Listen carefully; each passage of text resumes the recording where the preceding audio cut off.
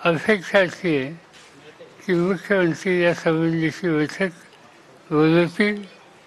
त्या बैठकीमध्ये महत्त्वाचे राजकीय पक्ष जे तणाव असतात त्यांच्या प्रमुखांना बोलावं.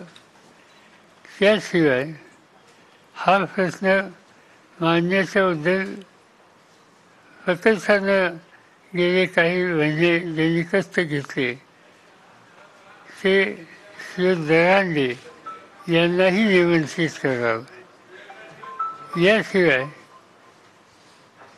दुसरा जो वर्ग आहे ओबीसीच्या संदर्भातला, त्या ओबीसीचं नेतृत्व करणारे जे कोणी घटक असतील, त्याच्यात छगन भुजबळ असोत, त्यांचे अन्य सहकारी असोत, त्यांनाही निमंत्रित करावं आणि त्या संयुक्त बैठकीमध्ये आपण चर्चा करून यातनं मार्ग काढण्याच्या संबंधीची भूमिका घ्यावी.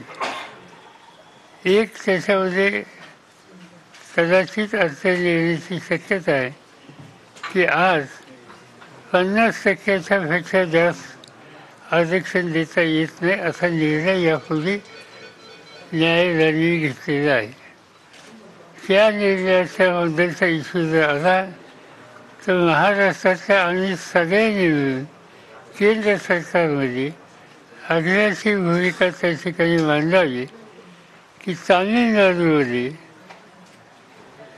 73% आसपास आरक्षण यापूर्वी मानलेलं होतं. पण आणि तो निर्णय कोर्टात टिकला होता.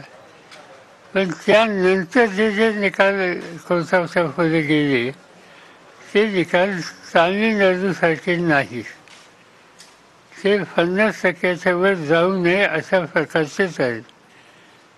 याचा अर्थ असा आहे की हा निर्णय हे धोरण कुठे बदललं पाहिजे आणि हे धोरण बदलायचं आणि 50% वर आरक्षण द्यायचं हा अधिकार हा केंद्र सरकारकडे पार्लमेंटला आहे.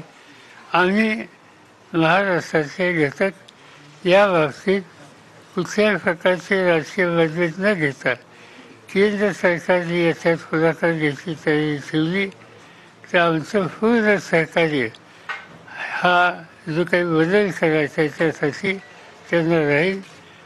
सरकारच्या बाजूनं आम्ही समन्वयाची, सहकार्याची आणि सपोर्टची आम्ही भूमिका घ्यायला तयार आहोत आणि या पद्धतीने आपण प्रयत्न करून यातनं मार्ग काढू.